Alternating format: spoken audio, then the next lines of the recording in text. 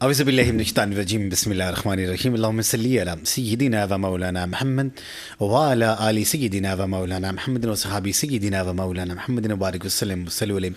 Programme علم عالم پاکستان سمیت تمام ایشیا ممالک اور پوری دنیا میں جہاں جہاں دیکھا جا رہا ہے تمامی ناظرین کو اور اسٹوڈیو میں موجود تمامی حاضرین کو محمد اعجاز بشیر کی طرف سے نہایت خلوص ادب اور چاہتوں برا السلام علیکم ورحمۃ اللہ وبرکاتہ. سامعین کرام و ناظرین، کہتے ہیں کہ کسی دور میں ایک بادشاہ تھا اور اس بادشاہ نے کسی شخص کو سزائے موت کا حکم سنایا. تو جب انسان کو کوئی طبیعت کے ناگوار کوئی چیز گزرتی ہے، بات گزرتی ہے، تو وہ چیختا ہے، چلاتا ہے، شور کرنا شروع کر دیتا ہے.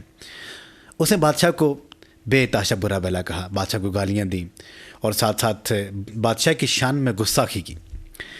وہاں پہ جو اس کی بادشاہ کے مشیران خاص سن رہے تھے، اس کی تمام باتیں سن رہے تھے. دو لوگ تھے. ایک جا کے بادشاہ کو کہتا ہے کہ بادشاہ سلامت، جب آپ نے فیصلہ سنایا اس کے بعد اس شخص نے آپ کے بارے میں مختلف قسم کے القابات کہے.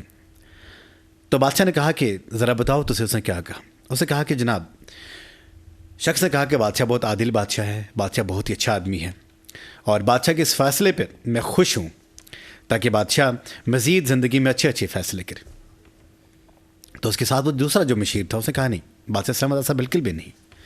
جو اس نے یہ باتیں آپ کے سامنے رکھی ہیں ایسا کچھ بھی نہیں ہے، کیونکہ جب آپ نے فیصلہ سنایا تو فیصلہ سننے کے فوراً بعد وہ جو آدمی تھا وہ آپ کے بارے میں بہت بری باتیں کر رہا تھا اور آپ کو گالیاں دے رہا تھا اور آپ کے بارے میں اچھی القابات سے آپ کو نواز نہیں رہا تھا. تو بادشاہ نے کہا کہ بدبخت کہ اس نے چاہے جھوٹ بولا تھا لیکن اس نے میرے دل میں اس آدمی کے لیے محبت اجاگر کی تھی. اس نے میرے دل میں ایک رحم اجاگر کیا تھا. مجھے پتا تھا کہ اس نے مجھے برا بھلائی کہنا ہے، میں اتنا سخت جو فیصلہ سنا رہا ہوں، لیکن اس کے جو جھوٹ تھا اس سے مجھے خوشی ہوئی، لیکن تمہارا جو سچ تھا اس سے مجھے تکلیف ہوئی. تو زندگی میں کبھی کبھی ہمیں ایسے سچ کو اور ایسے جھوٹ کے درمیان تمیز کرنی چاہیے. ایسا جھوٹ کبھی بھی نہیں بولنا چاہیے کہ جس سے دوسری کو تکلیف ہو، اور ایسا سچ ہمیں بھی بولنا چاہیے کہ جس سے دوسرے کی بھلائی ہو. تو ایسا جھوٹ ضرور بولیے کہ جس میں دوسرے کی بھلائی ہو. بے شک سچ نہ بولیں، سچ میں اگر کسی کی بھلائی نہ ہو تو رب کریم آپ سے ناراض نہیں بلکہ راضی ہو جائے گا. حضور صلی اللہ علیہ وسلم کے پیارے صحابی جناب حضرت ابو ہریرہ فرماتے ہیں کہ رسول مقبول صلی اللہ علیہ وسلم نے ہمیں یہ ارشاد فرمایا کہ ابو ہریرہ فرمائیں کہ سب سے زیادہ مفلس شخص کون سا ہوتا ہے.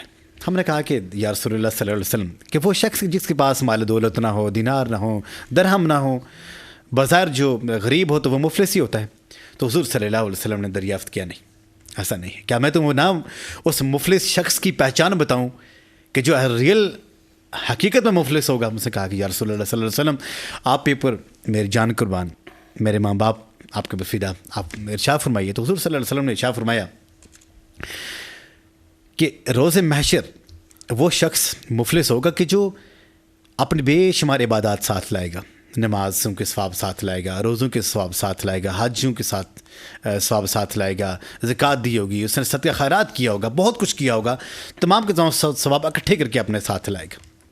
دیکھنے میں تو اس کا بہت زیادہ ثواب ہوگا، بہت ہی نیکیاں ہوں گی، لیکن اتنے میں اس نے دنیا میں جن لوگوں کو ستایا ہوگا، دنیا میں کسی کے اوپر تہمت باندھی ہوگی، دنیا میں کسی انسان کا حق کھایا ہوگا، دنیا میں کسی انسان کو دکھ دیا ہوگا، تکلیف دی ہوگی، کسی کا مال لیا ہوگا، تو وہ سارے لوگ پہنچ جائیں گے اور ایک ایک کر کے اس انسان کے پاس سے وہ تمام نیکیاں لے کے چلے جائیں گے.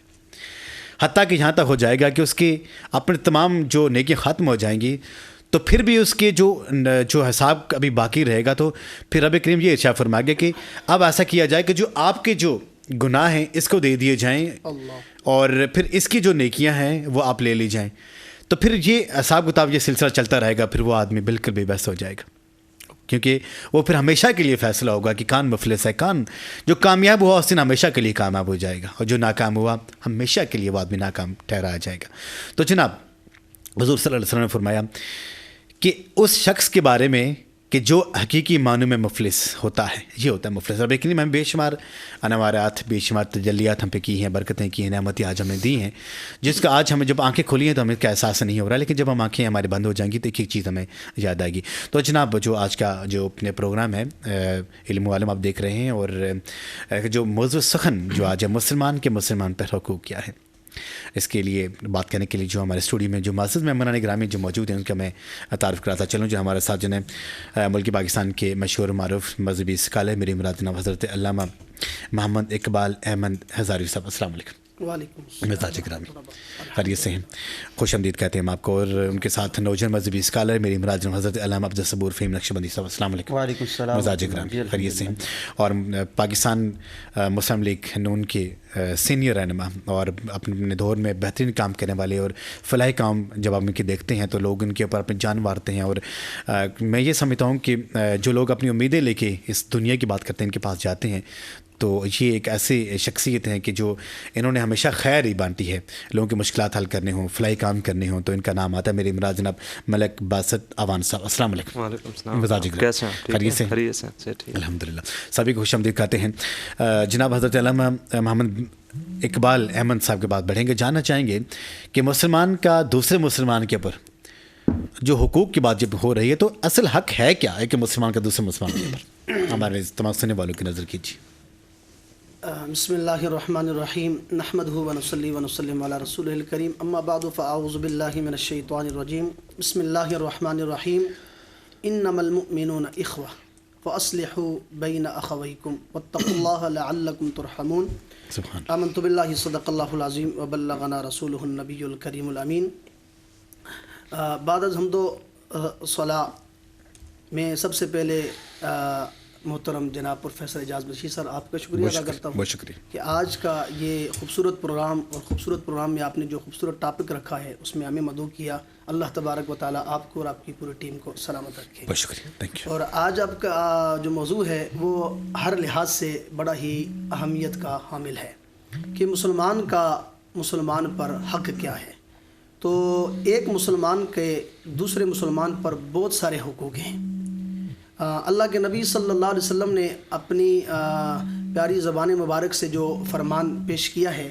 اللہ کے نبی صلی اللہ علیہ وسلم نے فرمایا کہ تم میں سے کامل مومن وہ ہے کامل مومن وہ ہے کہ جو اپنے دوسرے مسلمان بھائی کے لیے وہی کچھ پسند کرے جو اپنے لیے پسند کرے. بے شک بے شک. اب یہ الفاظ کے اعتبار سے آپ دیکھیں تو نبی کا فرمان تو مختصر نظر آ رہا ہے لیکن اس کے اندر بہت ساری جامعیت پائی جا رہی ہے. جی جی. یعنی مسلمان اور اللہ نے اپنے قرآن میں بھی ارشاد فرمایا کہ مسلمان مسلمان کا بھائی ہے اور کوشش کرو کہ آپ ایک دوسرے کے درمیان صلح کرو اور اللہ سے ڈرتے رہو تاکہ تم پر رحم کیا جائے. تو یاد رکھیں حقوق دو قسم کے ہیں. ایک اللہ کے حقوق ہیں اور ایک بندوں کے حقوق ہیں.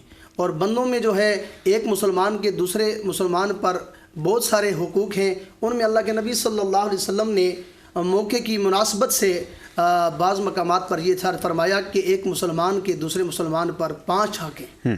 ان میں سے پہلا حق یہ ہے کہ جب ایک مسلمان بھائی اپنے دوسرے مسلمان بھائی سے ملاقات کرے تو اس کو سلام کرے. یعنی اگر وہ اس کو سلام کرے, اگر وہ سلام کرتا ہے ایک بھائی تو دوسرا اس کا جواب دے. جو حق ہے اس کا حق ہے. اگر وہ سلام کرتا ہے تو اس کا سلام یعنی رد السلام سلام کا جواب دینا. اور دوسرا یہ کہ آپ کا اگر مسلمان بھائی بیمار ہو جاتا ہے تو آپ کے اوپر یہ حق ہے کہ آپ نے جا کر اس کی بیمار پرسی کرنی ہے. اور پھر یہ فرمایا کہ اگر آپ کے مسلمان بھائی کا جنازہ ہے وہ دنیا سے چلا جاتا ہے تو آپ کے اوپر یہ حق ہے. یہ نہیں ہے کہ اگر وہ آپ کا رشتہ دار ہے تو آپ نے اس کے ساتھ جانا ہے, نہیں, بلکہ وہ آپ کو پتہ چل گیا بھئی یہ مسلمان کا جنازہ ہے تو اس مسلمان کا آپ کے اوپر یہ حق ہے کہ آپ نے اس کے ساتھ جنازے کے ساتھ جانا ہے. اور پھر ایک حق یہ بھی ہے کہ اگر آپ کا مسلمان بھائی آپ کو دعوت دے رہا ہے تو اس کی دعوت کو قبول کرنا ہے. اور ایک حق یہ فرمایا کہ جب اس کو چھینک آتی ہے اور وہ چھینک پہ کہتا ہے الحمدللہ, یعنی جب چھینک آتی ہے تو گویا کہ اللہ تبارک و تعالیٰ کی طرف سے یہ اپنے بندے پر رحمت ہوتی ہے. یعنی چھینک کے ذریعے اللہ تبارک و تعالیٰ اس کے جسم سے بہت سارے جو گرد و غبار کو نکالتا ہے, اس پر وہ بندہ شکر ادا کرتا ہے. تو وہ شکر ادا کرتے ہوئے اگر یہ کہتا ہے کہ الحمدللہ تو اس کے جواب میں دوسرے مسلمان اگر بھائی پاس کھڑا ہو کے سن لیتا ہے تو اس کو چاہیے کہ اس کے جواب میں یہ کہے کہ یرحمک اللہ, اللہ تم پر رحم کرے. تو ابابی گرامی اس حوالے سے ایک مسلمان کے دوسرے مسلمان پر بہت سارے حقوق ہیں اور ان حقوق کا خیال کرنا ہر مسلمان پر لازم ہے اور فرض ہے. ماشاءاللہ, شاندار بیان مفتی صاحب کا. حضرت عبداللہ بن مسعود سے مروی ہے کہ نبی کریم صلی اللہ علیہ وسلم نے ارشاد فرمایا کہ عرب کی زمین میں جب شیطان سریعام پھرتا ہے تو وہ اس بت پرستی سے بہت مایوس ہو چکا ہے، کیونکہ بہت سے لوگ ایسے مسلمان ہو چکے ہیں، وحدانیت کو بلیو کرتے ہیں، مانتے ہیں اور اللہ تعالیٰ کی عبادت کرتے ہیں، حضور صلی اللہ علیہ وسلم کے پاک فرامین کے مطابق زندگی گزارتے ہیں، تو شیطان کو بڑی مایوسی ہوتی ہے۔ لیکن شیطان خوش کب ہوا کہ چھوٹے چھوٹے گناہوں میں جو صغیرہ گناہ ہیں جن کے ہم کیئر بھی نہیں کرتے ہوتے، جھوٹ بول لیا، غیبت کر لی، چوری چکاری کر لی اور مطلب کسی کو تنگ کر لیا، جب چھوٹے چھوٹے گناہوں کی عام لوگ مسلمان جب اس کی ارتکاب کریں گے تو وہ ہلاکت کی طرف جائیں گے، جسے شیطان کو بہت خوشی ملتی ہے، تقویت ملتی ہے۔ ہم پڑھیں گے، ہمارے ساتھ ہیں جناب حضرت علامہ عبدالصبور فہیم نقشبندی صاحب۔ صغیرہ گناہ جب انسان کرتا ہے تو انسان کو گناہ سمجھتا ہے نہیں۔ فَمَن يَعْمَلْ مِثْقَالَ ذَرَّةٍ خَيْرًا يَرَهُ وَمَن يَعْمَلْ مِثْقَالَ ذَرَّةٍ شَرًّا يَرَهُ۔ روز محشر رب کریم کا جب وہاں پہ عدالت کا سمے ہوگا تو وہاں پہ ایک رائی کے دانے کے برابر بھی اگر کسی نے نیکی کی ہوگی یا اس نے کوئی گناہ کیا گا تو رب کریم اس کے اجر یا جزا یا سزا دے گا۔ تو آپ کیا سمجھتے ہیں کہ آپ کے ذہن میں کیا ہے کہ جب ایک مسلمان جو صغیرے اور کبیرے گناہوں کے درمیان تمیز نہیں کرتا، وہ کبیرے گناہ کرتا آگے چلا جاتا ہے، تو اس کے اوپر، اس کے دل کے اوپر ایک داغ لگ جاتا ہے، تو وہ کیسے رکے کہ تاکہ جیسے وہ کبیرہ گناہوں کو اس کو پتہ سزا ہے تو صغیرہ گناہ سے بھی رک جائے؟ بسم اللہ الرحمن الرحیم، صلی اللہ تعالی علی حبیبہ خیر الکہ محمد وبارک وسلم علیہ۔ فیصل صاحب آپ کو مشکور ہوں، آپ نے پروگرام کے اندر مدعو کیا، بڑا خوبصورت موضوع رکھا۔ اللہ کریم نے قرآن عظیم الشان کے اندر ارشاد فرمایا، بسم اللہ الرحمن الرحیم، الیوم نختم علی افواہہم وتکلمنا ایدیہم وتشہد ارجلہم بما کانوا یکسبون۔ اللہ کریم نے ارشاد فرمایا کہ ایک دن ایسا آنے والا ہے کہ جس دن تمہارے زبانوں کو تالے لگا دیے جائیں گے اور تمہارے ہاتھ بولیں گے، تمہارے پاؤں بولیں گے، وہ کلام کریں گے کہ تم دنیا کے اندر رہتے ہوئے کیا کیا کرتے رہے، ان سے تم نے کیا کیا کام لیے۔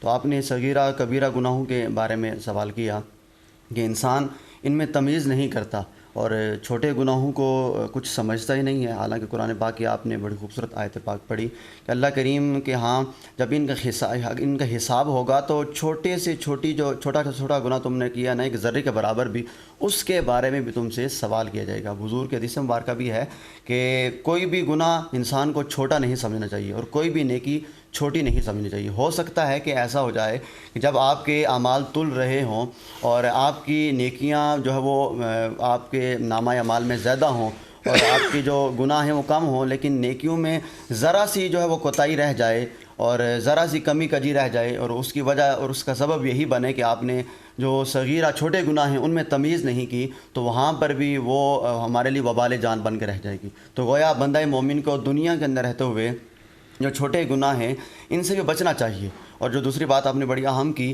کہ جب بندہ مومن گناہ کرتا ہے تو اس کے دل کے اوپر ایک سیاہ نقطہ پڑ جاتا ہے، ایک سیاہ ڈاٹ پڑ جاتا ہے، اور جب ایک گناہ کرتا ہے وہ ایک نقطہ، جب دوسرا گناہ کرتا ہے وہ نقطہ دوسرا آ جاتا ہے۔ جب وہ گناہوں کی کثرت کرتا رہتا ہے تو اس کے گناہوں کی کثرت کی وجہ سے اس کا دل جو ہے وہ سیاہ ہو جاتا ہے اور یقیناً سارا دل اس کا جو ہے زنگ آلود ہو جاتا ہے۔ اور صوفیاء کرام فرماتے ہیں کہ اس کو صاف کرنے کا بہترین طریقہ کار یہ ہے کہ جب آپ کا دل گناہوں سے لت پت ہو جائے اور گناہوں کی سیاہی میں زنگ آلود ہو جائے تو اس وقت آپ کو چاہیے یہ کہ آپ اپنے دل پر، اپنے قلب و باطن پر جو ہے اللہ کی لفظ اللہ کی ضرب لگائیں اور آپ اللہ کا ذکر کریں۔ جب آپ اللہ کا ذکر کرنا شروع کر دیں گے تو آپ کے دل سے وہ سیاہی اترنا شروع ہو جائے گی۔ آپ اپنے دل کو جب اللہ کے ذکر سے منور کرنا شروع کر دیں گے، حضور نبی رحمت علیہ الصلوۃ والسلام پر درود پاک کثرت سے جب پڑھیں گے تو آپ کے دل کے اندر سے وہ قدرتیں ختم ہونا شروع ہو جائیں گی، دل کے اندر سے حسد ختم ہونا شروع ہو جائے گا، دل کے اندر سے کینہ ختم ہونا شروع ہو جائے گا۔ اور جب آپ اللہ کی ذکر کی کثرت کریں گے تو یقیناً ایک دن وہ آئے گا کہ جب آپ کا سارا دل اللہ کے نور سے منور ہو جائے گا، لیکن اس کے لیے ضروری یہ ہے کہ آپ کو اللہ کے حضور آنا پڑے گا۔ جس طرح ہمارا جسم ہے اور ہماری روح ہے، جسم بیمار ہو جاتا ہے تو ہم مختلف قسم کے ادویات کا سہارا لیتے ہیں، رب کریم ہمیں شفا عطا فرما دیتا ہے۔ لیکن جب ہمارا روح بیمار ہو جائے، روح کی بیماری، لوگ کہتے ہیں نا کہ مجھے بہت زیادہ انگزائٹی ہے، ٹینشن ہے، ڈپریشن ہے، سمجھ نہیں آ رہے، مجھے نیند نہیں آ رہی، تو میں مختلف قسم کی نیند کی ٹیبلیٹس لیتا ہوں تاکہ مجھے سکون آ جائے۔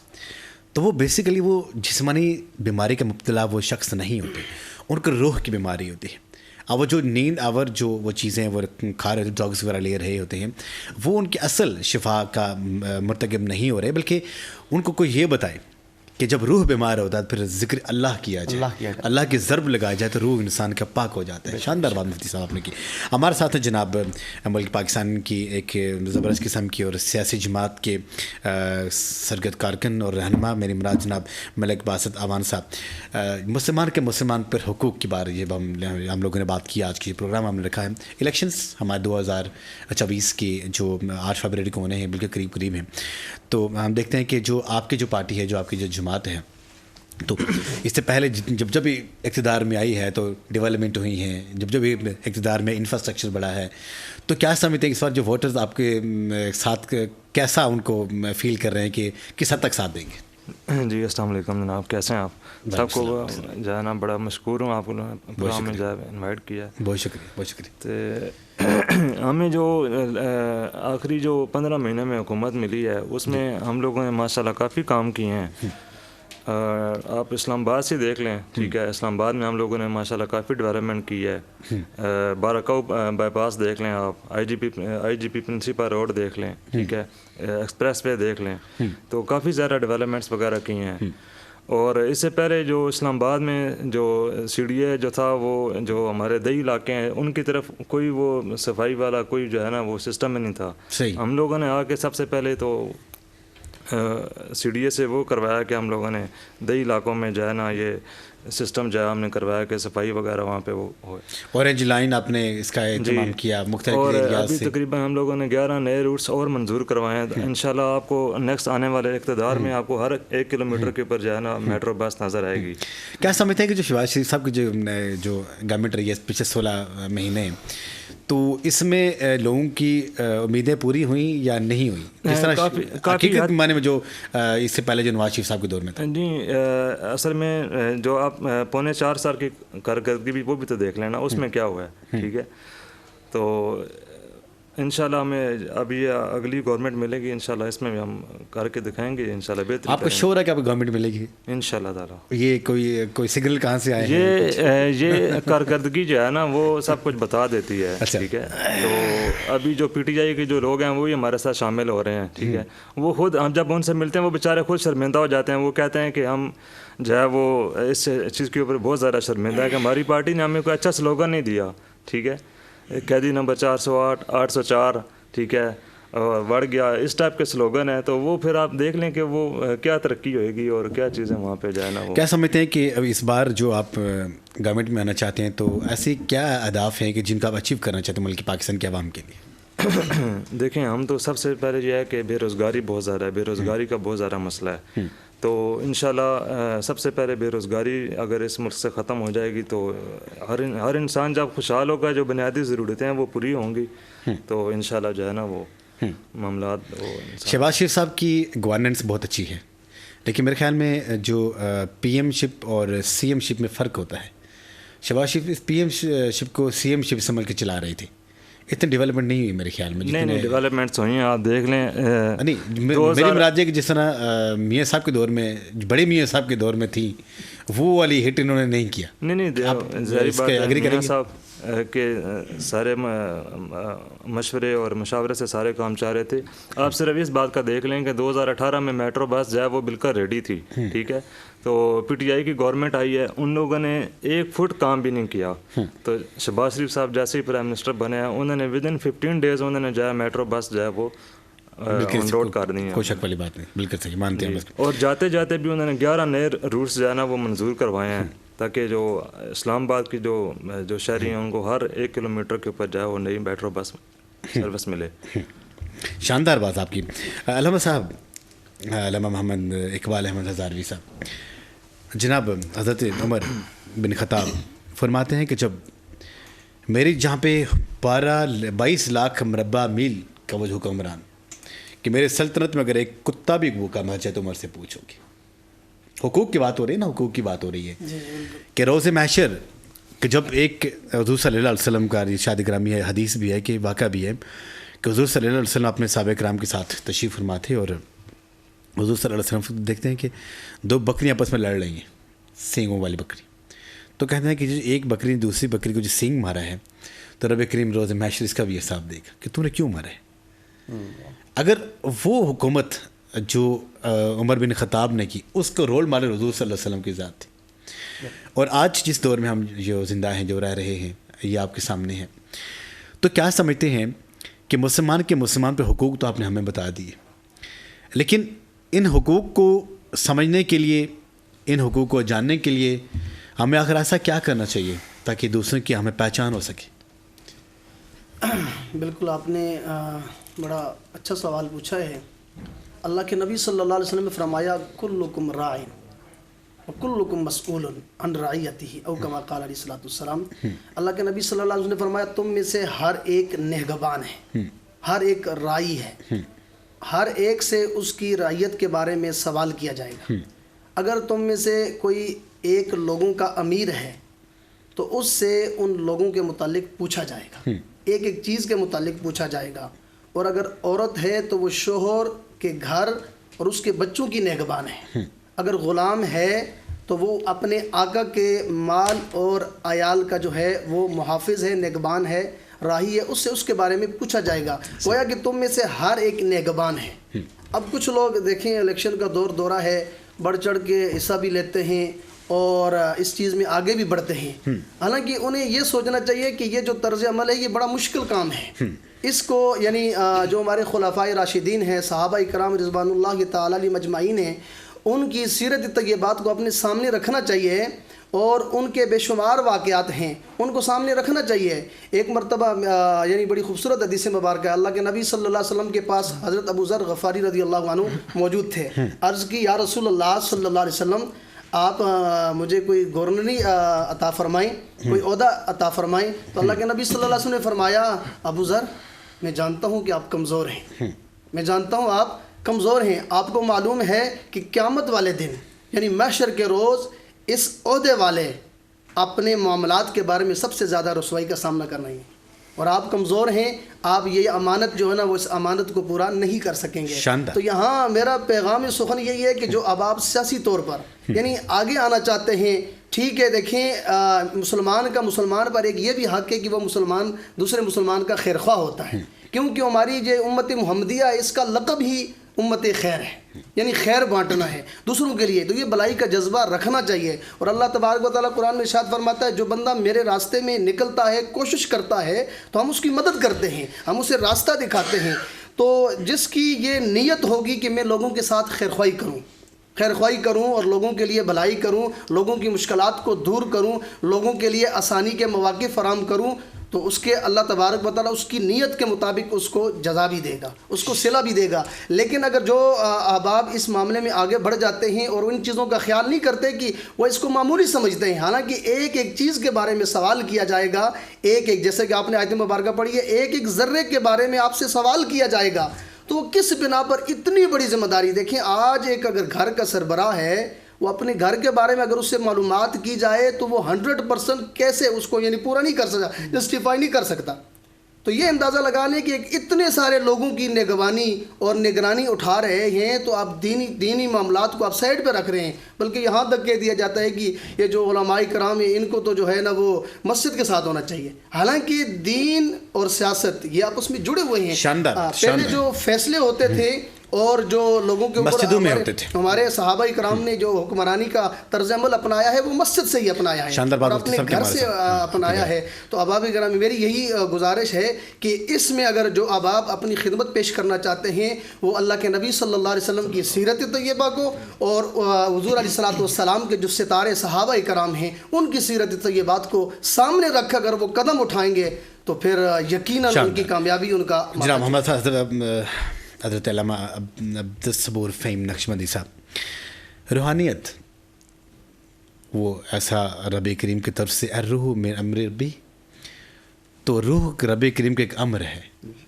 تو جب ایک چیز بیمار ہو جاتی ہے تو ٹھیک کرنے والا پھر رب ہی ہے، اس کو ٹھیک کرنے والا ہے. تو روح کی غذا جس آپ نے شروع کا لا الہ الا اللہ ذکر الہی ہے.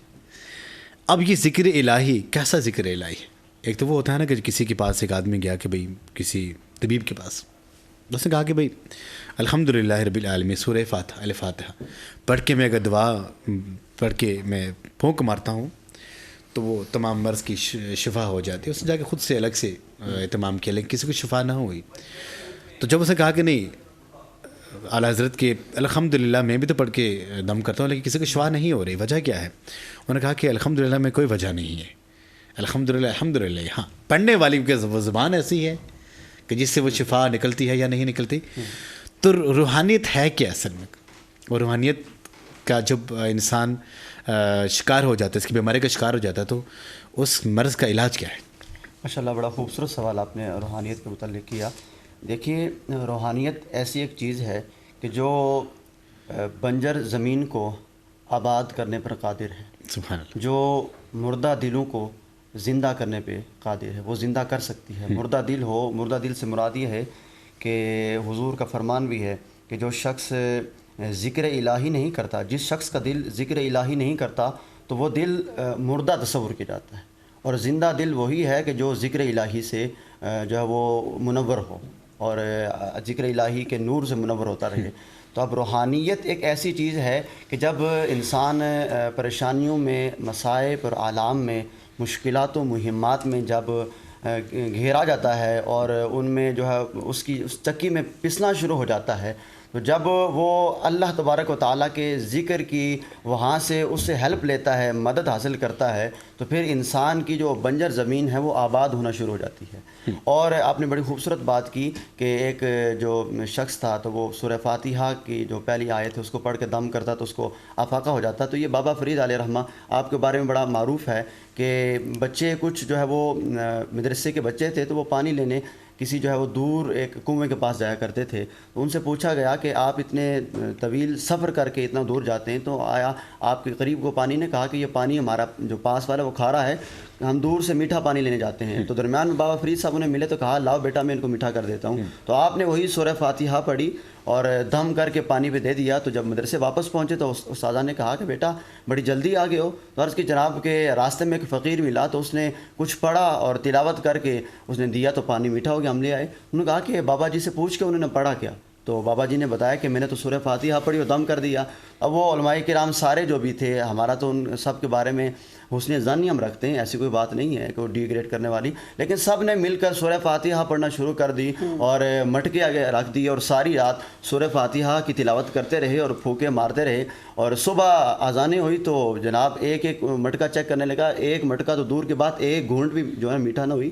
سارے دوڑے اور بابا جی کے پاس چلے کہ جناب آپ نے سورہ فاتحہ پڑھی اور پانی میٹھا ہو گیا، ہم نے بھی وہی پڑھا، آپ نے بھی قرآن پڑھا، ہم نے بھی قرآن پڑھا، تو ہم بھی جو ہے وہ قرآن پڑھنے والے ہیں بھی، آپ بھی قرآن پڑھنے والے ہیں، تو اس میں جو ہے وہ فرق کیا ہے؟ فرمایا کہ جناب علامہ صاحب آپ نے بھی قرآن پڑھا، میں نے بھی قرآن پڑھا، لیکن زبان بھی تو بابا فرید والی ہونی چاہیے نا. تو بابا فرید والی زبان کیسے بنی تھی؟ انہوں نے اپنے قلب و باطن کو اللہ کے نور سے منور کر رکھا تھا، روحانیت ان کے اندر تھی. انہوں نے اپنے قلب و باطن کے اندر روحانیت کو سمو لیا تھا.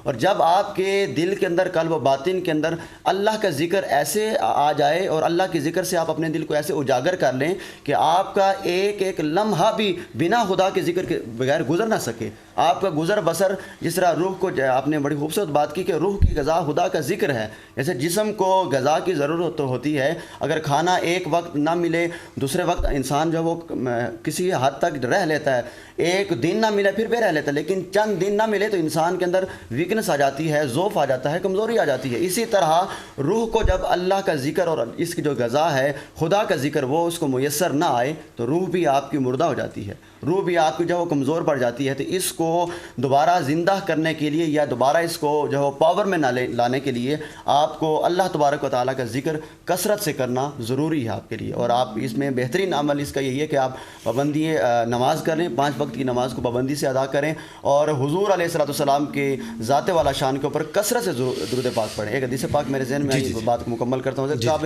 ابھی آپ فرماتے ہیں حضور کی بارگاہ میں گزار ہوا، یا رسول اللہ مجھے کوئی وظیفہ بتائیے. حضور نے فرمایا کہ میرے صحابی تم درود پاک پڑھا کرو اور کثرت سے درود پاک پڑھا کرو. عرض کی کہ یا رسول اللہ میں 4 حصے کرتا ہوں، 4 میں سے میں 3 حصے باقی عبادات کر لوں گا، نماز ہے، قرآن کی تلاوت ہے، باقی اذکار ہیں وہ کروں گا, ایک حصہ درود پاک پڑھ لیتا ہوں. فرمایا کہ اگر تم اس کو بڑھا لو گے تمہارے لیے بہتر ہوگا. عرض کیا رسول اللہ میں 2 حصے کر دیتا ہوں. فرمایا کہ اگر اور بڑھا لو گے تو تمہارے لیے اور بہتر ہوگا. عرض کیا رسول اللہ 3 حصے کرتا ہوں.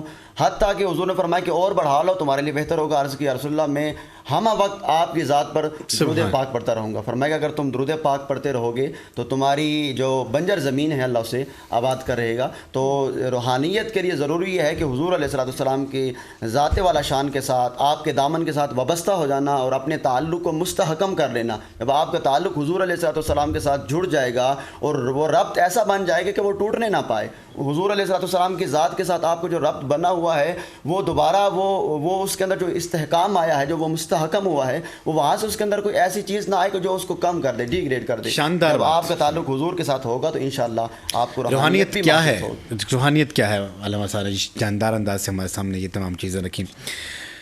ملک باسط افغان صاحب دیکھتے ہیں کہ جب علم دوست جب لوگ ہوتے ہیں, حکومتیں ہوتی ہیں, پھر علم بڑھتا ہے. بچوں کے لیے تعلیم کے راستے ہموار کرنا, ان کے لیے آسانیاں پیدا کرنا, ان کی مشکلات کو دور کرنا, چاہے اسکول کالجز یونیورسٹیز کی فی لیول کو کم کرنا, یا پھر یہاں پہ جو معیاری تعلیم کے فروغ کرنا, یا پھر ان کے سہولیات بکس کی شکل میں, لیپ ٹاپ کی صورت میں.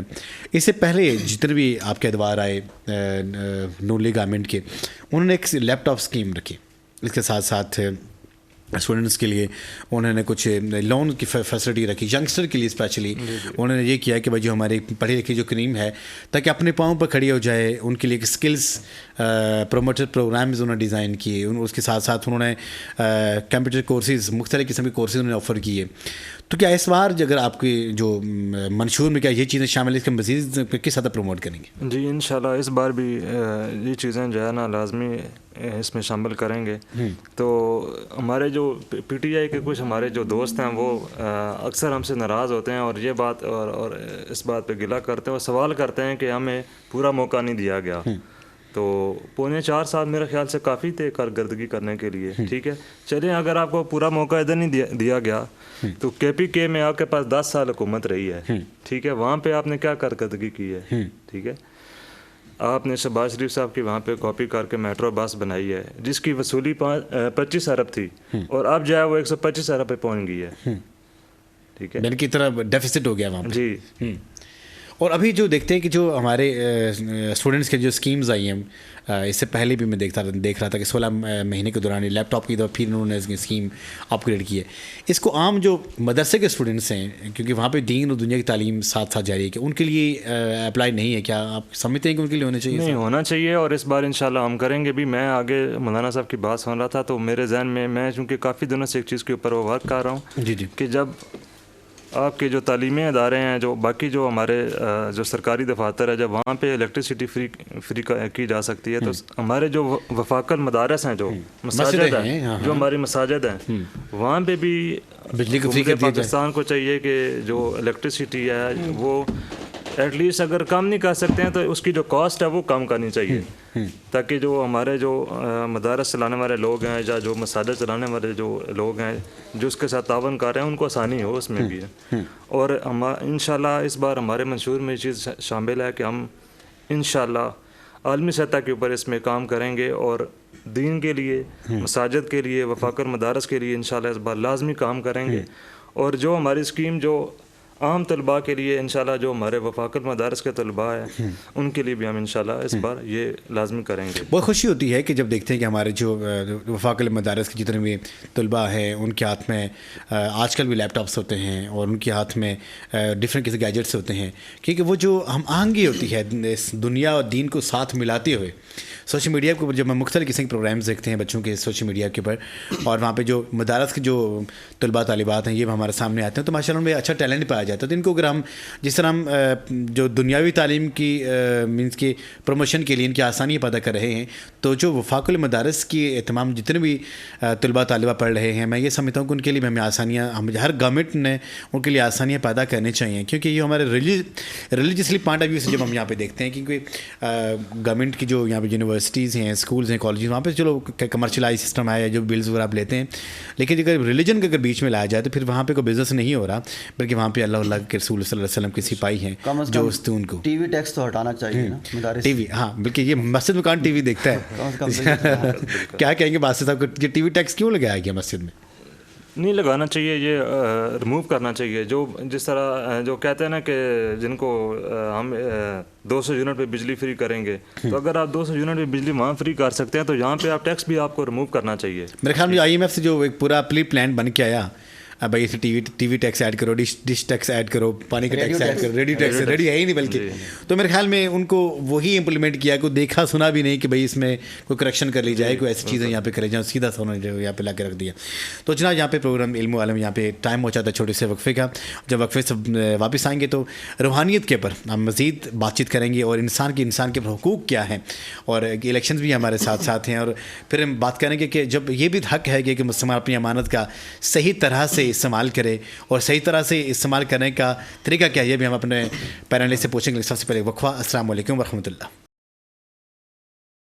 السلام علیکم ورحمۃ اللہ وبرکاتہ. پھر خوش آمدید کہتے ہیں ہم آپ کے پروگرام دیکھ رہے ہیں علم و عالم, اور مجھے کہتے ہیں محمد اعجاز بشیر. روحانیت کے اوپر ہم بات چیت کر رہے تھے کہ روحانیت, جب انسان کا روح بیمار ہو جاتا ہے, جب روح کو تکلیف ہوتی ہے, تو پھر انسان کیا کرے؟ ذکر الہی کرے. اور روحانیت کے بعد جب انسان ذکر الہی کرنے کے بعد جب انسان ٹھیک ہوتا ہے, پھر انسان کی کیا کیا انوارات, کیا کیا تجلیات, دعاؤں کی مقبولیت, رب کریم کی وہ عظیم الشان انوارات, اس کے اوپر رحمتیں ہوتی ہیں, وہ کیا ہوتی ہیں جو ہم جانیں گے. ہمارے ساتھ حضرت علامہ افضل صبور فہیم نقشبندی صاحب. جی بسم. دیکھیں, روحانیت ایک ایسی چیز ہے, کیونکہ ہم پہلے بھی اس کے اوپر بڑی اچھی ڈیبیٹ کر چکے ہیں, کہ جب آپ کا تعلق دین کے ساتھ بڑا اچھا ہو جاتا ہے. میں ابھی حدیث پاک دیکھ رہا تھا, حضور علیہ الصلوۃ والسلام نے ارشاد فرمایا کہ مجھ سے سوال کیا, جب حضور سے صحابہ نے سوال کیا نا کہ روحانیت کیا ہے, تو صحابہ نے سب سوال کیا تو قرآن پاک کی آیت نازل ہوگی, اور اللہ کریم نے فرما دیا کہ جو روحانیت ہے وہ روح سے ہے, اور روح میرا حکم ہے, وہ روح مجھ سے ہے, اللہ تبارک و تعالیٰ کی طرف سے ہے. اور روحانیت ایک ایسی چیز ہے کہ جب آپ نماز میں مگن ہو جاتے ہیں, خشوع اور خضوع کے ساتھ نماز کو ادا کرتے ہیں, آپ کو روحانیت محسوس ہوتی ہے, روحانیت آپ کے اندر آ جاتی ہے. اور پہلے جو میں نے میری پہلی گفتگو کے اندر جو میں نے ایڈ کیا کہ آپ کے اندر جب روحانیت آ جائے نا, تو پھر آپ اس قدر کمال تک پہنچ جاتے ہیں. حدیث پاک ہے کہ حضور علیہ السلام نے ارشاد فرمایا کہ جب بندہ مومن جب وہ اللہ کے قریب ہو جاتا ہے, جب نیک اعمال کرنے میں اس قدر جو ہے وہ اس کا لیول بڑھ جاتا ہے کہ وہ اللہ کے اس قدر قریب ہو جاتا ہے کہ اللہ تبارک و تعالیٰ اپنی شان کے مطابق اس کی آنکھیں بن جاتا ہے. مفتی صاحب ایک چیز اور یہاں پہ ہمارے جاننے والے دیکھ رہے ہیں, وہ سوال بھی کرتے ہیں, جب وہ نماز کی حالت میں سم ٹائمز ہوتے ہیں, دعا مانگ رہے ہوتے ہیں, تلاوت کرنا جو کر رہے ہوتے ہیں, ایک کپ کپی سی طاری ہو جاتی ہے انسان کے اوپر. اللہ اکبر, کتنا خوبصورت سوال. اس پر میں جی امام حسن علیہ الصلوۃ والسلام آپ کا ایک کال رکھنا چاہوں گا. آپ ایک مرتبہ وضو فرما رہے تھے, کتنا خوبصورت آپ کا سوال, اور میرے ذہن میں کیسی بات آ گئی. آپ وضو فرما رہے تھے تو پاس کھڑے ہوئے شخص نے دیکھا کہ آپ کا جو چہرہ مبارک تھا وہ اس کے اوپر سرخی آئی ہوئی تھی, اور ایک روب اور ایک دبدبہ, ایک خاشیت ان کے اوپر طاری تھی. تو پوچھنے والے نے کہا کہ جناب آپ وضو کر رہے ہیں اور آپ کے چہرے کے اوپر اس قدر لالی آئی ہوئی ہے, یعنی آپ جو وہ بڑے پریشان لگ رہے ہیں اور بڑے گھبرائے ہوئے ڈرے ہوئے لگ رہے ہیں. تو آپ نے کہا کہ میں اس بارک تعالیٰ کے حضور حاضر ہونے والا ہوں کہ جس کو رب العالمین کہتے ہیں, جو قہار ہے اور جبار ہے. تو آپ نے بات کی نا کہ نماز کے اندر, تو امام حسن کو آپ دیکھیے کہ وہ نماز کی تیاری کر رہے ہیں, ان کے اوپر ایک روب طاری ہو چکا ہے.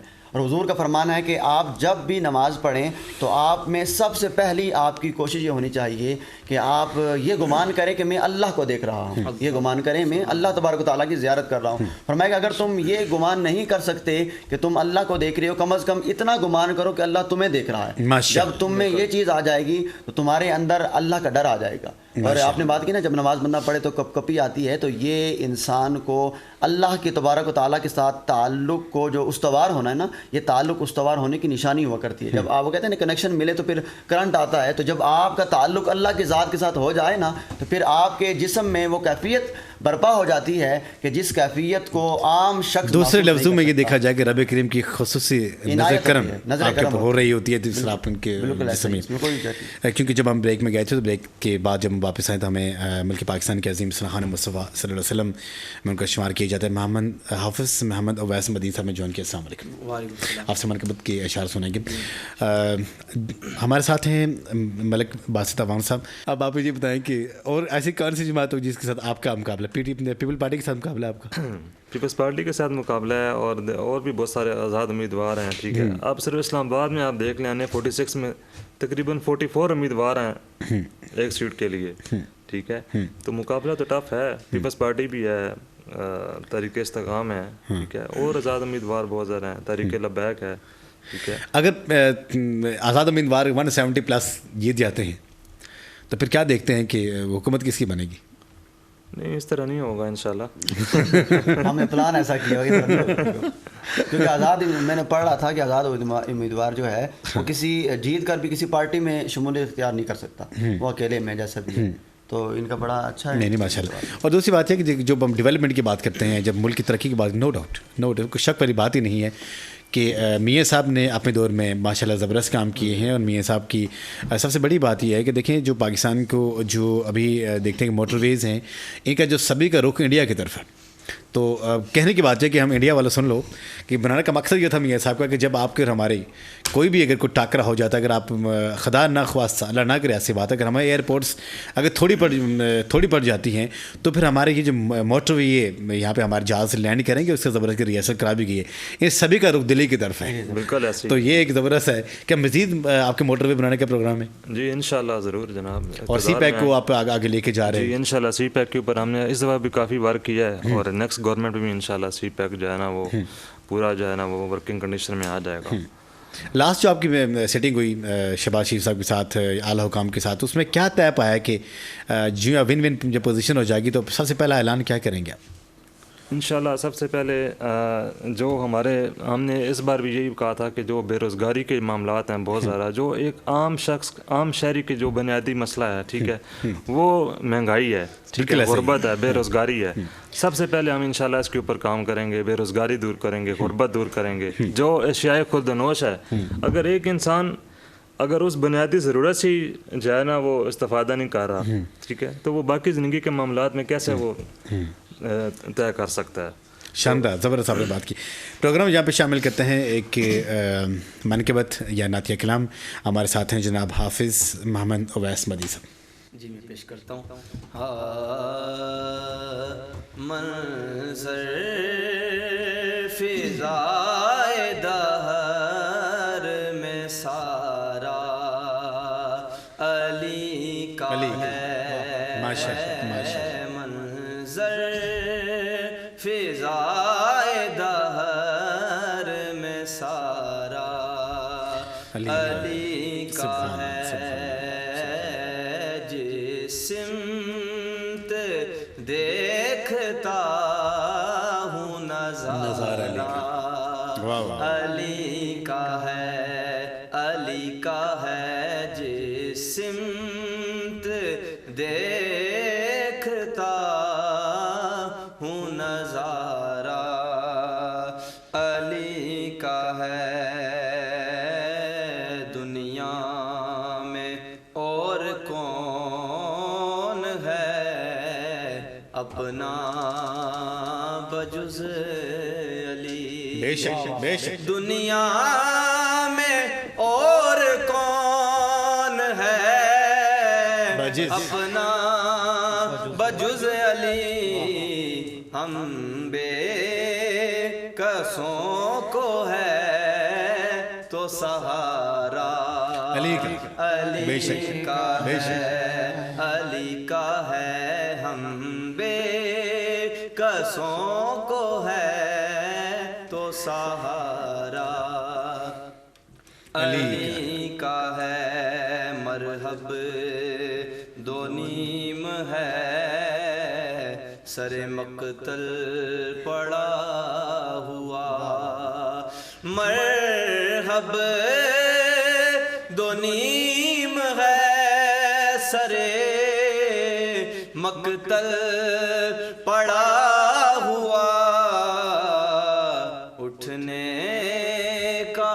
اب نہیں نہیں مارا علی کا ہے، کہ یہ مارا علی کا ہے، علی کا بے شک، بے ہے، شک۔ علی کا ہے جس سمت دیکھتا ماشاء اللہ، ماشاء اللہ، ہوں ماشاء نظارہ ماشاء اللہ، ماشاء اللہ، علی کا ہے، مقتا ہے کہ تو کیا ہے اور کیا ہے، تیرے علم کی بساط، تو کیا ہے اور کیا ہے، تیرے علم کی بساط، تجھ پر کرم یہ سارا نصیر یہ سارا علی کا علی کا ہے، ہاں تجھ پر کرم نصیر یہ سارا ماشاء اللہ، ماشاء اللہ، ماشاء اللہ، سبحان اللہ۔ عبد الصبور فہیم لکشمن جی صاحب چند اشعار آپ اگر اسے پیش کرنا چاہیں تو۔ خودو دیتا ہیرے سدرا حضور جانتے ہیں، واہ واہ واہ، سبحان اللہ۔ خودو دیتا ہیرے سدرا حضور جانتے ہیں، سبحان اللہ، سبحان کہاں ہے عرش معلا، حضور جانتے ہیں، حضور جانتے ہیں، میں اس یقین سے نکلا ہوں حاضری کے لیے، واہ واہ واہ، واہ واہ، سبحان اللہ۔ میں اس یقین سے نکلا ہوں حاضری کے لیے، میرے سفر کا ارادہ حضور جانتے ہیں، واہ واہ واہ، ماشاء اللہ۔ جانتے ہیں، پہنچ کے سدرا پہ روح امین یہ بولے، بولے، واہ واہ واہ واہ، پہنچ کے سدرا پہ روح امین یہ بولے، سبحان اللہ۔ یہاں سے آگے کا آگے کا راستہ حضور جانتے ہیں، واہ واہ واہ، حضور جانتے سبحان اللہ، ہیں، سبحان اللہ۔ یہاں سے آگے کا راستہ حضور جانتے ہیں، ماشاء اللہ، ماشاء اللہ۔ جانتے مختصر لیکن جامعہ، ماشاء اللہ، سبحان اللہ، جزاکم اللہ۔ شاندار انداز سے آپ نے آقا صلی اللہ علیہ وسلم کی مدح صلی کا شرف حاصل کیا، اور کیونکہ آگے جو آنے والے جو گھڑیاں ہیں، جو لمحات ہیں، یہ شب معراج کے بھی ہیں، وہ بھی ان کا بھی آمد ہے، اور جو نیکسٹ جو ہمارا شو ہوگا انشاءاللہ شب معراج کے بارے میں ہوگا۔ تو جناب میں بہت ہی ملتمس ہوں، میں بہت شکر گزار ہوں جناب ہمارے ساتھ تھے محمد اقبال احمد ہزاروی صاحب اور حضرت علامہ عبد الصبور فہیم نقشبندی صاحب اور جناب ملک باسط عوان صاحب اور ان کے ساتھ حافظ محمد اویس مدین صاحب، تمام کا بہت بہت شکریہ۔ پروگرام علم و عالم کا وقت ختم ہو جاتا ہے، محمد اجازت دیجیے، نئے پروگرام کے ساتھ میں خدمت میں حاضر ہوں گے۔ السلام علیکم ورحمۃ اللہ وبرکاتہ۔